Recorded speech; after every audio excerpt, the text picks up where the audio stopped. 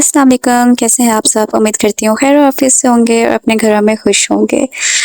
मज़े के राइस और ऊपर से गरम गरम दाल देख के आई होप सो मुंह में पानी तो ज़रूर आ रहा होगा क्योंकि इतने मज़े की जो बनी है। तो ये है जनाब चिकन चने की दाल जो कि बहुत एक ईजीएस्ट रेसिपी है और आप इसे ट्राई करें तो आप इसे ज़रूर बार बार ट्राई करेंगे। तो चलिए स्टार्ट करते हैं। मैंने ले ली है चने की दाल आधा किलो और इसके अंदर मैंने 1 प्याली जो है वो डाली है मूंगी की दाल की।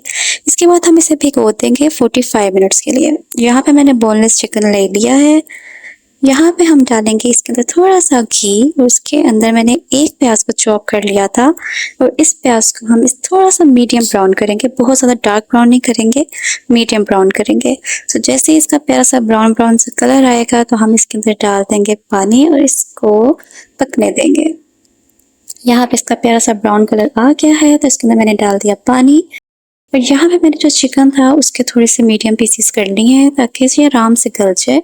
इसको हम थोड़ा सा सौदे करेंगे ताकि ना ये प्यारा सा इसकी एक लुक्स आ जाए, कच्चा कच्चा फील ना दे। तो थोड़ा सा हम इसको यहाँ पे पकाएंगे चिकन को। यहाँ पे मैंने 2 पीस जो हैं वो गार्लिक और जिंजर के ले लिए थे और 2 मैंने सब्ज मिर्ची ली हैं और इनको अच्छे से मैंने क्रश कर लिया था। इसको भी हम इसके अंदर डाल देंगे। मसालों में मैंने यहाँ लिया है नमक, काली मिर्च, सुर्ख मिर्च, हल्दी और थोड़ा सा गरम मसाला, साबुत गरम मसाला लिया है।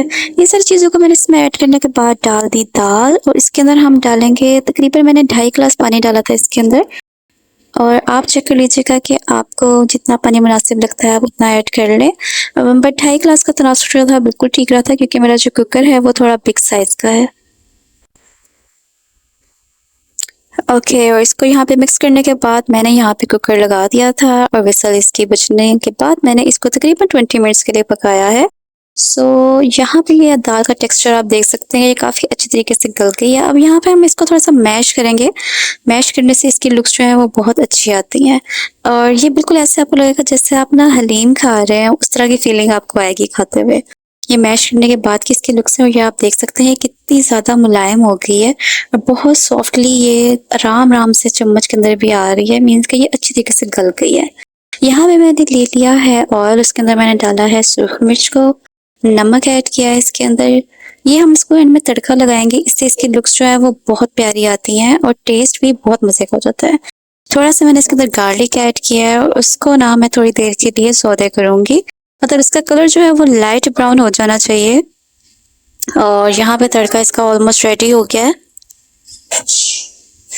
और तड़का लग गया माशाल्लाह से।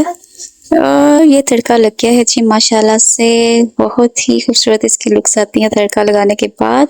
गार्निशिंग के लिए मैंने लिया है सब्ज़ धनिया और सब्ज़ मिर्च और आप देख सकते हैं कि कितना खूबसूरत रेडिश रेडिश सा इसका कलर हो गया है।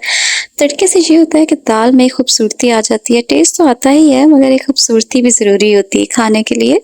आप ये देख सकते हैं ये इसकी फाइनल लुक्स हैं। आई होप सो आपको रेसिपी अच्छी लगी होगी। प्लीज़ अगर अच्छी लगी है तो लाइक एंड सब्सक्राइब ज़रूर करिएगा एंड डू कमेंट प्लीज़, मुझे ज़रूर बताइएगा कि आपको ये रेसिपी कैसी लगी है और ये मैंने अगर ट्राई करेंगे तो मुझे और खुशी होगी। थैंक यू, अल्लाह हाफ़िज़।